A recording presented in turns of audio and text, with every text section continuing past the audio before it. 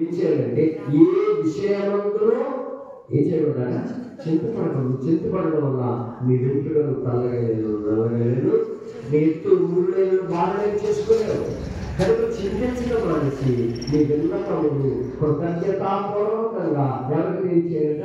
నేను ప్రేమించి మీకు సహాయం చేసి నిన్ను ఆదరించి విమోచించి విడిపించి నిన్ను గొప్ప చేయగలిగినటువంటి దేవునికి తెలియచి నిగుడు ఎడబాయిన దేవునికి తెలియచి. విశాఖపట్నం పోర్టు మీద ఈ చిన్న క్రెయిన్ కాదు, పెద్ద క్రెయిన్స్ ఉన్నాయి. మరి వాడు మనకేమో ఇలా పైకి కనిపిస్తుంది, కానీ లోనకి చాలా లోతుగా ఉంటుంది.